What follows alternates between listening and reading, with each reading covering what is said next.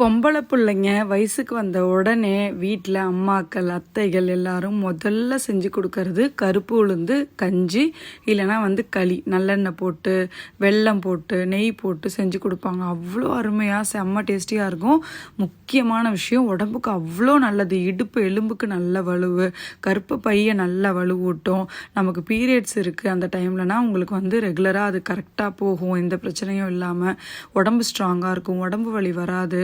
இந்த மாதிரி பல பிரச்சனைக்கு தீர்வு, பீரியட்ஸை ரெகுலராக வர வைக்கும். இந்த மாதிரி நிறைய விஷயத்துக்கு கருப்பு உளுந்து அவ்வளோ நல்லது. ஆனால் இப்போலாம் நம்ம இட்லி தோசைக்கு பயன்படுத்தும் போது ஊற வச்சு தூளை எடுத்துகிட்டு பயன்படுத்துகிறோம், இல்லைனா வெள்ளை உளுந்து பயன்படுத்துகிறோம். உண்மையாக சொல்கிறேங்க, நீங்கள் வீட்டில் ஏதாவது உளுந்து வச்சு செஞ்சு கொடுத்தா கூட குழந்தைங்களுக்கு கருப்பு உளுந்தை வச்சு பண்ணி கொடுங்க.